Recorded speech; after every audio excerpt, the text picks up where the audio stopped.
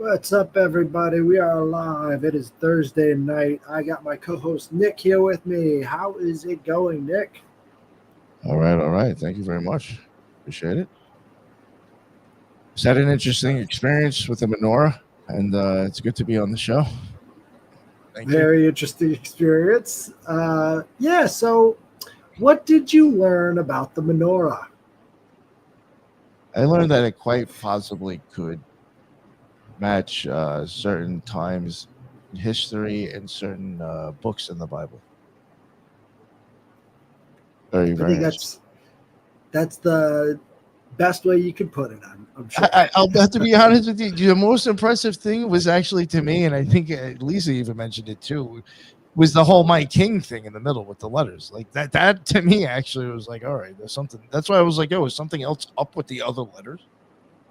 Right, right. So, Well, that MLK sound in the middle of the word right there has this weird connotation. So that's what they use at all these, temples to Malkort. That's one of them, the hero of the Canaanite Phoenicians, and also the MLK was also a reference to Moloch rituals involving human sacrifice. So the menorah sort of represents the MLK type rituals back in the Canaanite Phoenician days. So it has a lot of interesting connotations that we didn't get to because I was holding my tongue as hard as I could. But today, we got right here. Ooh, thank God can you for zoom in? Yeah. So this is my symbol. It's a bunch of alchemical ingredients. I wanted to highlight the bottom. It's vino. So the image for wine or the glyph for wine in the alchemical text is a V.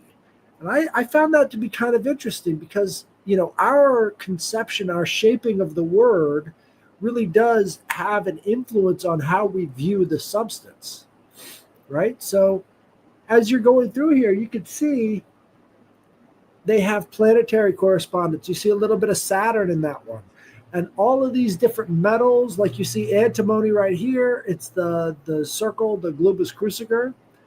And that's interesting. Antimony, it's related to wolves and stuff. And it's this image of a man holding the globus cruciger. And that has to do with this kind of strange gray silver metal that has a lot of applications we don't normally talk about. But how is that the whole world, Because that's what the globus cruciger represents. And here we've got different signs for spirits. And then down here, that would be the spirit of wine. And based off of how it was, right, Cristal would be the glass that they use. But yeah, just like the other stuff. But yeah, the wine on the bottom, if you go to the V, when you put the S above it, I believe that means it's distilled or spirits of wine. And when you put the S inside of it, that's undistilled. So the spirit comes up out of the wine, which is how you distill it. I always found that interesting, so I thought I'd like show it. the above Yeah, and you below see the there, too. S? Interesting. That Yeah. would be a shot, right? That's a shot. The other one's a chaser. Yeah, that's funny. So that's my symbol. I It's like it's so much fun to get into these and just like try and find the other correspondences because you learn so much about what was going through their head when they made these different symbols. Yeah, like look at that. Yeah, an antimony one is like how I mean, you've seen this in the fucking Catholic Church. Yep. Globus cruciger. It's what all the kings carry in their other hand. They've got the staff in one hand, or the scepter, and the globus cruciger in the other. You saw that in the movie Frozen too, where she becomes the queen after her parents are killed, and she has to pick up the objects, and she ends up freezing the objects, right? But it's the phallus and the whole world. It's the whole world being commanded by the phallus. Again, it goes back into how people do magic. They've got the wand in one hand, and then they've got the whole world that they're trying to influence around them. So lots of that. Did you ever see Twin Peaks? Were you into Twin Peaks at all? I don't know why I'm asking you that. I should know the answer. Now, All right. I know a lot about it from other people talking about it. The third season, there's like this thing that like kind of looks like people assume it's like a gigantic coffee pot, but it kind of looks like a distiller right here. Interesting. Yeah. I'm sure he put a lot of stuff in there. He was very well versed in alchemy and all sorts of stuff. For sure. Oh, there he is. Yeah, I figured I kind of cheesed out, and I was like, "Oh, let me think of something that I've already done, kind of." And for people who don't like know what this is, I highly suggest to go back and watch the Robert Flood episode I did. This image will come up in there.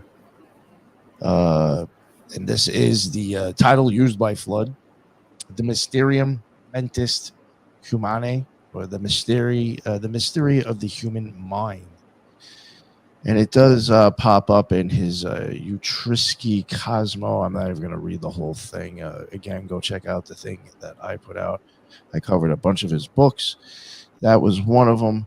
It is originally a copper plate engraving. It's around 18 by 11 centimeters. And it is done by, and I do find it interesting, and I have thought about trying to maybe look into it and cover it. I don't know if it'd be a solo, but I do think it's interesting how when you get a lot of these older books, sometimes these people will draw these engravings. I think supposedly this was drawn by Flood, and then this person made the image. But I know this person, Matthias, he's also pressed for other people. I think like even Michael Myers. And not all the time do they actually give them the image. Sometimes they actually come up with it. And it's like, how come whenever, it's interesting, like if that person's image matches what this person's trying to say in the occult in the book, I would question or think possibly the person making the image is understanding as well. And we never really seem to think about who the fuck drew that. So I was thinking about that. Long story short, actually covering people who have made engravings, and I don't, nobody ever actually really talks about them, but they are part of the book actually. And this was done by Matthias Marian D.A. or whatever. Matthias Marian. That's how I know of him. I don't know what the D.A. is for, but and it's again, it's after Flood's drawing, and it was printed by Johann Theodor de Bry's Press. And that's even another thing. The Bry's Press was known for doing a lot of engravings and pressings for occultists. So I've even thought of tossing them in there and looking, just covering stuff like that. Again, the creation of the image, the conceptual author was Robert Flood, and he was from 1574 to 1637. And he was an English Paracelsian physician who sketched the diagram while writing the microcosm half of his encyclopedic opus. And that was around 1617 to 1621. The copper engraving, again, Matthias Marian the Elder. He's from 1593 to 1650. He was a resident artist for the De Bry Publishing House in Oppenheimer, Frankfurt. He translated Flood's pen and ink scheme into the finished plate in 1618 to 1619, and signing several of the surrounding figures. The plate rolled off the press in the third fiscal issue late of 1619. No earlier printed version is known, so this impression basically goes back to them. What the engraving shows, a left profile cut away ahead is packed. Label on the plate is Sensus Communis. See what it looks like right now. See if I can find that. I'm just going to leave it here. Again, people want to see more, go check out the episode. I'm not going to keep coming back to this, but I'll just leave this up. Sensus Communis and Flood's meeting is convergence point of the 5 outward senses, and the modern anatomical analog is the junction of the optic and chasm and the thalamine. The imaginatio storage house of raw images that is of the like kind of the occipital and temporal lobes, the cogitio and ratio, the discursive reason, that is the frontal lobes, the memoria, long-term treasury of forms in the modern anatomical analog to that would be the posterior ventricle and the cerebellum, the mens and the intellexus. Flood's meaning the super sense that turns upward toward God, and the modern anatomical analog would be the pineal region, pierced by a ray on the print.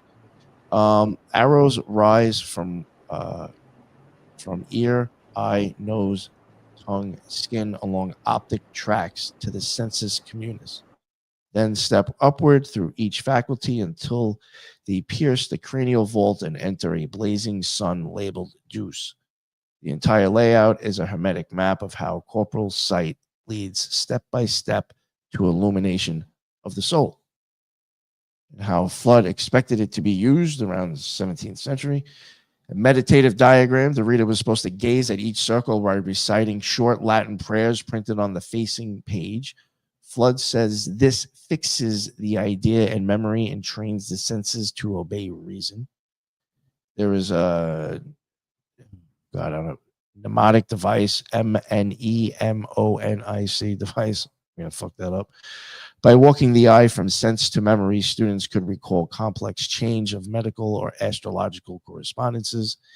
And there was Rosicrucian proof plate. In correspondence, Flood called it ocular demonstration against purely mechanical anatomy, arguing that true medicine must treat the spirit as well as flesh. I think kind of like leave it there. I think that was enough. I did have a little bit more, but you had it there. Unfortunately, you were muted there, sir. I keep doing that. Yeah. That mnemonic device thing really hit me. So he's creating a memory palace with all of the astrological signs and everything that they do. That's kind of cool. I mean, like they just put it right out in front of you. That's a memory palace, a mnemonic device. So this is a physical space that you're returning to over and over again to find this knowledge, right? And so it's got its own geography, and it's shaping the mind of these people at the very beginning part of the, Enlightenment. They're using this mnemonic device, and they are accessing higher realms.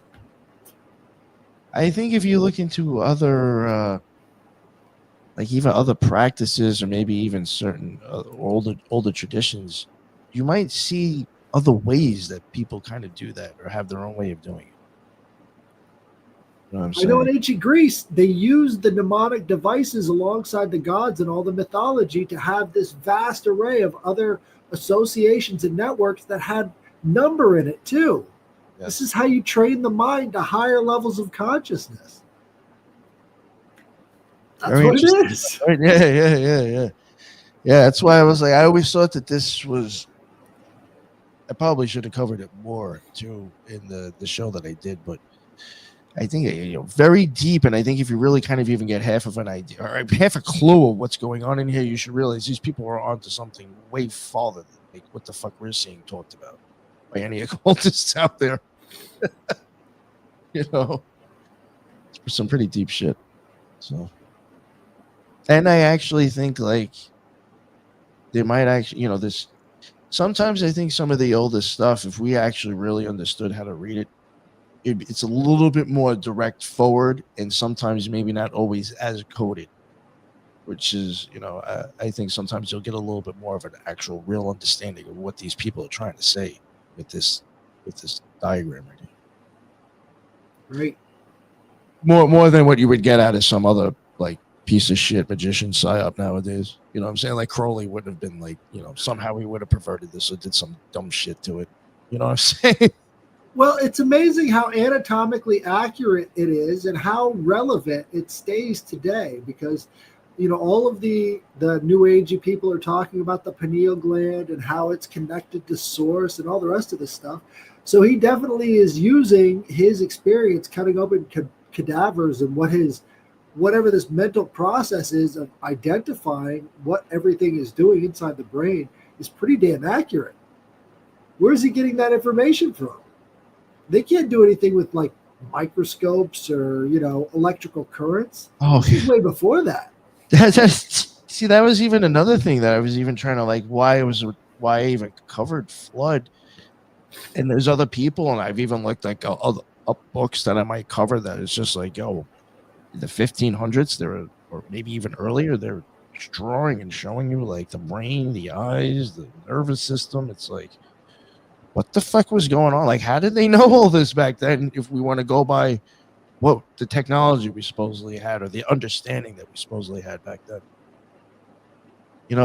Maybe it's truthful, but somehow there was people who understood shit that is just, I don't know. To me, like what you were saying, this seems like these people knew more then than I think we understand now.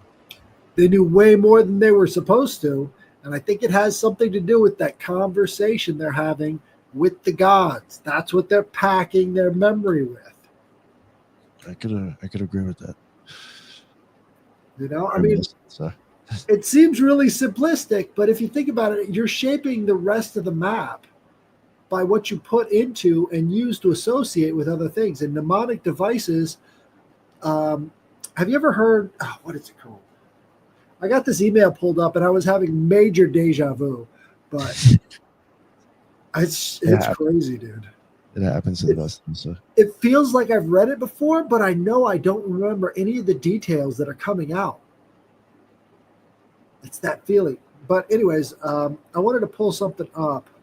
There's a certain memory technique where you're using these images in a row, and it's kind of like a mnemonic device. It's called the memory palace.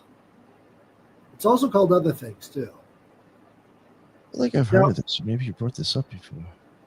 Right. So, to me, this sounds like they call it the method of loci. It's a mnemonic device that uses spatial visualization to enhance memory retention and recall. So as they're taking in information, it goes through the process of being related to one of the different zodiac signs. And they're filing it away in all of these different associative boxes so that their memory can pull it up faster when they need to get access to it, because they've got all of the other spatial recognition features that they use to pull up these memories. Do you get kind of what I'm saying? Yeah. Well, I could do an experiment with it, probably a different time, but like you can walk somebody through a scenario and point out to them different features and then start to put objects and ideas relating to those features. And then as you walk with your mind through the alleyway, you're actually picking up the memories that you've associated with those different objects. That is, I could get devious. Yeah. I don't know why my brain goes to that shit first, but you see the magical potential because every object in your mind is actually fitting together on those subconscious associative levels. So if you make an association over and over again that the other person's not picking up on, that's called NLP. That is a good point. NLP. So I think that memory palace technique is really vital to understand the rest of the fields of magic. Oh, I think memory is real important. Oh, yeah. I think memory is the first magic, right? I mean, think about what it means to be able to perfectly recall something that somebody else just completely forgets. That puts you ahead in everything. Once you have a perfect memory, I mean, especially back then when everything needed to be memorized. That's true. It's how they counted too. All the different bones in your fingers are associated with numbers and how to do it using your fingers like an abacus, right? They were doing complex math equations just using a hand and how they tap the different portions. We don't learn math like that. No wonder we suck at it. We don't have the physical associations that come along with sensory perceptions. Of course, we don't like math because it has no physical associations to our bodies or anything. It's all concepts. There's nothing grounding about it. Anyways, so let me start the. Yeah, if they would have thrown some gematria in school, it would have made things interesting. Oh, hell yeah. All like numerical associations with math. That's what the Greeks were doing. Isopsophy. That's why they were smart. It's in there. Okay, so this is coming from Winter York. She doesn't say anything about being. Oh shit! Okay, I know who that is. Tell me, you do? Yeah. Do you recognize this or not? Because I started reading into it and I'm like, oh my God, I feel like I've read this before, but I don't remember any of the details. It's crazy. It says, no. If I remember correctly, actually, she might be really good for emails. To tell you the truth. Hell yeah. I wanted to write about my experience in the Superstition Mountains of Arizona. I will try to keep this as short as possible. So my interest in the superstitions began before I ever thought there was a chance I would be moving from New Hampshire to the desert. I watched on the Paranormal Files on YouTube and here and there about this knowledge of history, geology, and strange happenings out there. The superstitions start east of Phoenix in the Apache Junction area. From what I remember, is a volcano that erupted and fell in on itself millions of years ago. Now, I have always had strange symbolic dreams since I was a child. These dreams tend to be more real than my waking life, and if I pay attention to them, very deep and profound information comes through. My first trip out there helped put some of these dreams and visions together. I hiked with a friend from work that has lived in Phoenix her whole life, and this was her first hike. I was all excited because I heard so much about this mountain range that I wanted to get the feel for it.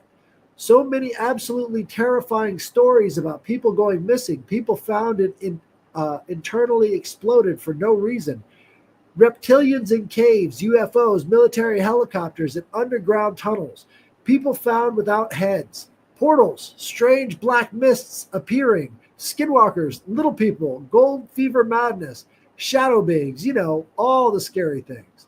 Such a responsible hike for me, a mother of a 4-year-old, to be doing, but the mountain range was too tantalizing not to go. So off we went with all the novice desert hiker precautions we could think of.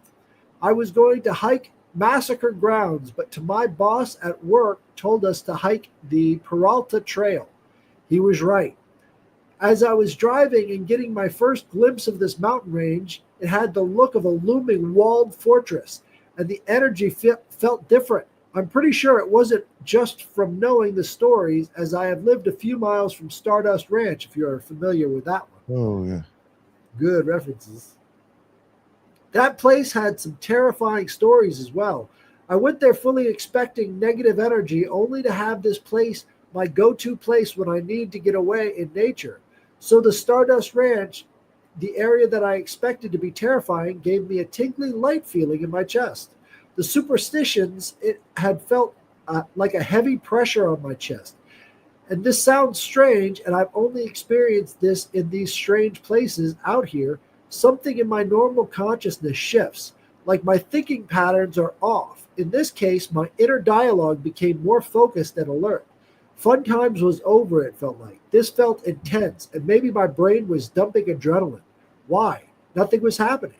So we turned onto this long dirt road to the Peralta trailhead and was greeted immediately by a large coyote. Now, I'm either more tuned into the nature side of spirituality or I listened to too many esoteric podcasts, but my brain automatically thought, well, there's the trickster.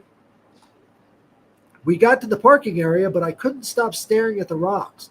The rock formations had my attention, and I had no idea why. I don't know geology well. I was fixated on them. So we went to the start of the trail, and it was manned by 2 park rangers, making sure we all estimated the time we are to return, phone number of myself and an emergency contact number, the whole bit. I asked why, and he straight out said that too many people go missing or need to be rescued. I thought we were just doing some light hiking, but apparently not. He then pointed out some bighorn sheep up the cliff. I figured I had the feeling I was being watched. I'll pin it on them. I was already weirded out by this place. After hiking for a bit, I felt like every fiber of my being was tuned into every plant, rock, or possible danger around me. Also, the place was beautiful. And at one point, the trail wasn't marked well, and I had the feeling that the trail went up a rocky area to the right. But then just a couple came up behind us, and the man confidently told his wife that the trail went straight off, and off they went. I was confident my intuition was right and went the other way, which was correct. I was looking down at these fools bushwhacking through scrub brush on a popular trail right into a wash, and then I yelled down to them that the trail was up here. But now I know that why some of the people go missing out here. Stupidity. We climbed higher, and I was looking up at the hoodoos on top of the cliff, and the way the sun was hitting them, they really looked like what the natives say about the land, that giants were turned into rocks up here during a great flood. The play of light and shadow makes them appear to have faces, and it is a little bit strange. At about a mile or so, we stopped. The side of a rock had a fresh, wet blood all over it. We saw no injured people or animals, and it was quite a bit of blood. Coyote and prey? Mountain lion somewhere? It was odd, but instead of being concerned about the possible immediate threat, I kept staring at it dripping down, and the phrase, the minerals are in the blood, kept repeating itself over and over in my head. We heard what sounded like people coming up the trail, so we moved to the side and let them pass, but I noticed one thing. The acoustics here were strange. Off. I know acoustics and sound can affect people. I just know that my mind was not normal here. I felt so strange, even stranger, that about 8 people and their dogs passed the fresh blood and nobody saw it. Talk about lack of situational awareness. Eventually, we got to my first sight of Weaver's Needle. We could have gone further, but at this point, I had had enough. Some sort of mental overload, it seemed like. We looked at this rock formation from a distance for a bit, and suddenly, in my mind's eye, the Lover's Tarot card overlaid on Weaver's Needle. It was a sudden flash, and from how I interpret the cards, and I'm a complete novice, my mind went, the Lost Dutchman's gold is supposed to be in the direction of the shadow of the Weaver's Needle at a certain time of day, and possibly hundreds of people died for this gold, murdered, betrayed for this gold. Did you want to say something? No. Oh, I thought I heard you. Murdered, betrayed for this gold. There was a terribly bloody history for physical gold out here. As I'm staring, I'm seeing the Lover's card and the devil card in this simple rock formation. It sounded so stupid, but the Lovers and the devil card, aren't they really closely related? I mean, it is interesting. Like, you are seeing the couple again. I mean, Right. you will see, yeah, I can see a correlation with that, actually. It sounds stupid, but this was so profound at this moment. Well, I mean, death and love and slavery kind of go hand in hand a little bit. We turned around with the idea of getting some food after getting back to the car, but I started feeling over emotional as I walked back. After I got home, I still felt off, and it kept getting worse. It was fine going out there, but I felt so empty after. Deep emptiness, like a feeling of nothingness. Could this place represent a void in occultism? No place ever hit me like this. After a few days, I was folding laundry when just like a flash, all this information jumped into my head. I frantically grabbed my phone and found the symbol for the 3 alchemical principles of mercury, sulfur, and salt. I looked those up. If those mountains contain mercury, they do. Sulfur, given that it's an ancient volcano, yes. And the Salt River runs alongside of it. There is also a light depicted in this alchemical symbol, and I'm wondering if that's phosphorus. They mined bat guano out there at some time, and the only reason I put that together was a dream I had multiple times, being in a marsh and coming up to the edge and seeing a giant ancient sea creature in the marsh, and then a large black mountain with fire coming out of the top of the heavens and a large bat-winged creature flying next to it. I didn't know any esoteric stuff at the time, but these symbols seem to now represent Tiamat and Lucifer, but primarily the symbology for alchemy. Mountains are very triangle. Some feedback would be great. Those do sound like alchemical symbols, but what's so the bat would represent Lucifer, the dragon, Well, maybe the devil card again, because it does right? have. Yeah. Tiamat would be the dragon, and that has to do with water, right? And let's see, One thing Tiamat, Lucifer, one thing I do want to mention just real quick, with the devil card and how we mentioned the devil on the lovers card. The lovers card does connect on the tree of life Saturn to the sun, and then the devil card does connect Mercury to the sun. So there is some sort of like relationship there because it's the sun is a part of that connection. right? But you understand what the Flying And even Dutchman Mercury's said, coming up. I just found it interesting how you mentioned Mercury. right? But isn't it interesting?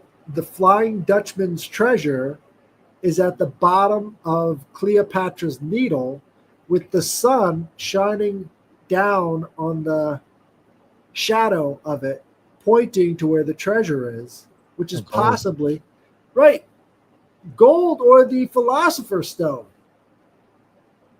Because you got all the symbols right there pointing. This is the philosophical gold.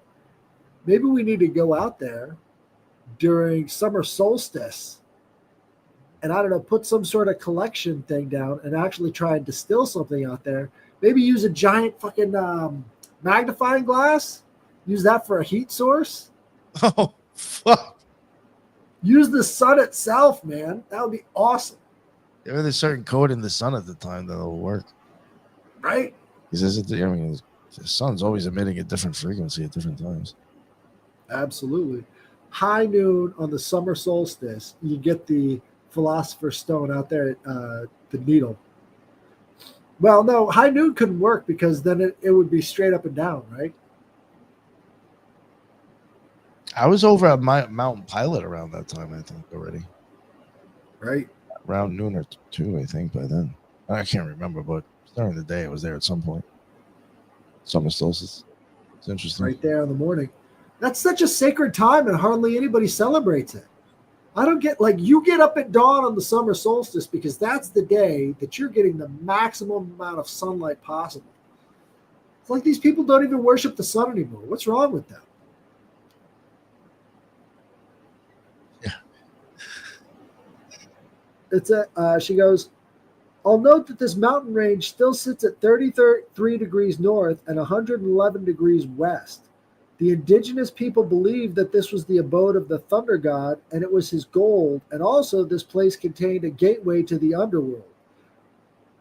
Circle Stone is a little researched area out here because it is difficult to get to, but it is aligned to Polaris. Damn. Many of the desert creatures out here are symbolic. Spiders, scorpions, coyotes, horns of the bighorn sheep. Many tribes lived here in these mountains, but the Aztecs were rumored to have made it up this far and also lived in them. I have second experience here, but I'll save that for another time. I've spoken to many locals and they won't set foot in those mountains. That's why they call them the Superstition Mountains. Let me see. Also, the portals rumored to be here, people use obsidian for black mirrors, Apache tear stones. Yeah. That's what they suggest that for even scrying too. Well, that's what I've always read or was even suggested with people that I knew that was in a magical community. It was obsidian, polished obsidian like mirror. Or you could do the ghetto way. Oh god, I think that's how I did it. Like you end up like you could take like a glass frame, and I think you could spray paint the back of one of them. Yeah, I did some shit like that. I ended up making it, and I was like, "Yeah," I gave it to it, doing it to OTO. I was like, "Oh, you want this?" I was like, "I'm not fucking using this." I don't know. It works. Yeah, no, I was just like, I don't know. I'd rather get the obsidian. That's how fucking silly I was, Which I did have a big obsidian, well, not that big, obsidian sphere, and a few other pieces, but I never got into scrying actually. Or at least not that I noticed. Maybe I did and didn't realize. Well, when you use a black mirror in addition to a crystal ball, you get some interesting results. Let me just tell Oh you. no. There's I mean, just if you start like, I guess, even getting at the idea of what you're even doing, I don't know. I think there's probably more seriousness with scrying than people would normally think. I mean, you're fucking looking back into your eyeballs in a sense in the reflection for a while. I mean, your brain and your eyes can start, I don't know, creating movies for you. Who the fuck knows? There's interesting things you can do to mess with your focus too, to where going back and forth in and out of focus, you actually start to see some stuff. Yes. That I exactly know what you're talking about. And then when you start doing shit like that, you almost start like making your own fucking things. I know exactly. Okay, so she says, about a mile or so I stopped. Oh, nope, never mind. I'm way down. We're almost done, people. No, this is a good one though. Right. That's like, I had a feeling because I was like, yo, if I remember correctly, she used to hit me up with some crazy stories, and it's just like sometimes, unfortunately, it's just like I can't even, whatever. And I was like, this would be perfect for her actually. So Winter, if you're still listening, obviously, which you are, definitely send in more stories because you got plenty of them. Hell yeah. So we stopped at Apache Tears, are a type of obsidian from lava rock. This place has a ton of these stones. In fact, you can hike to a cave near here to mine them that has a Sumerian writing left from the cave scene from Fallen Angels in the movie The Prophecy, which was filmed by the superstitions, which coincides with the myth from the tribes here that star people came down to teach them to grow corn and other things. The second time I hiked Massacre Grounds, and it wasn't as pretty. It was an absolute slog, and it was miserable.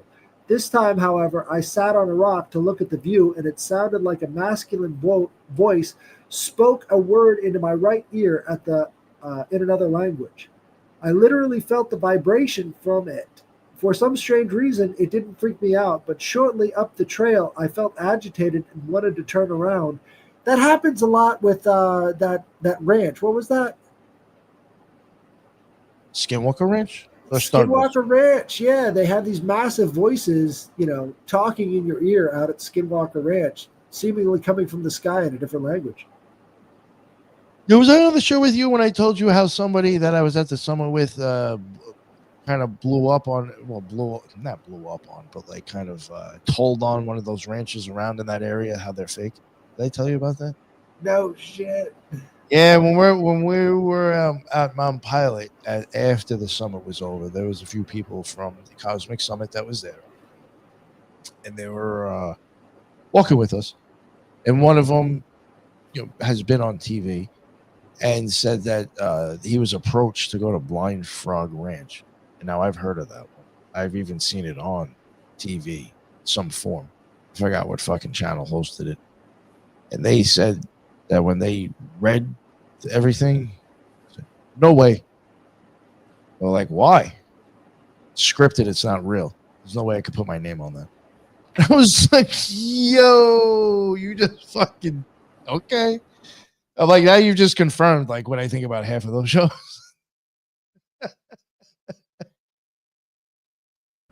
Yeah, seriously. I think it's an industry now. I mean, look, if I could say some obscure ranch, someplace you'll never go to is haunted, a lot of people will believe me. So why not?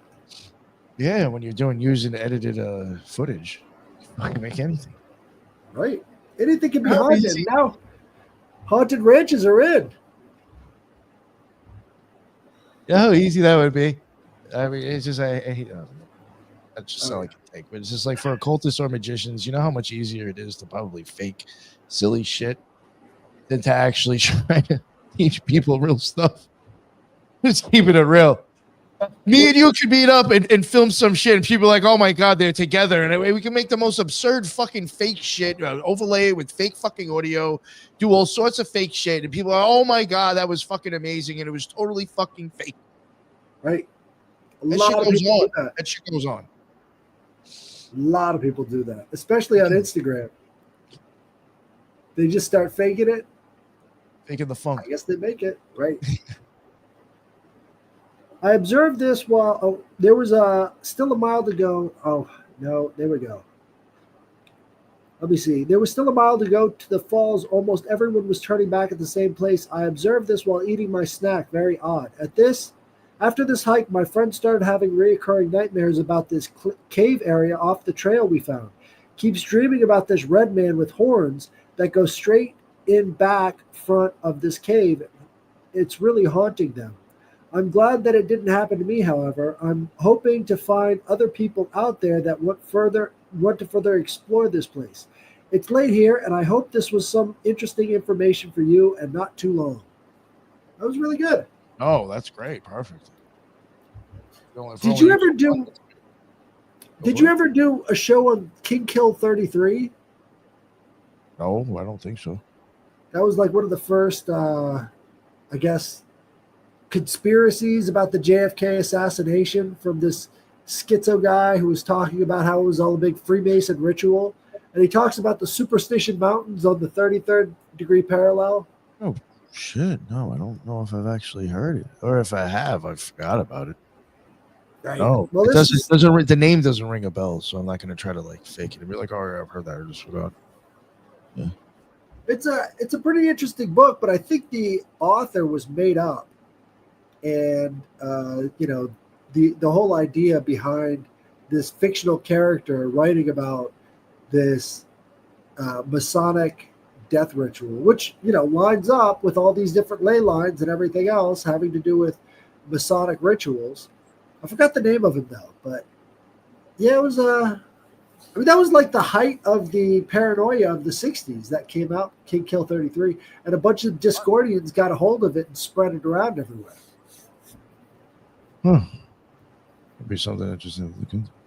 Chaos. Yeah, I don't, for some reason, I don't know. I don't know if I ever remember hearing that. I'll have to put that on like YouTube one night. I'm like doing all this shit and getting stoned. Oh, editing a show on menorahs. Yeah, you're gonna have a long slog ahead of you. Yeah. But yeah, we didn't even get into the Book of Maccabees. That's where they get the holiday Hanukkah from. And it's like, he never read the Book of Maccabees because it's not in the Bible anymore. Anyways, people will find out what we're talking about if you in a few weeks.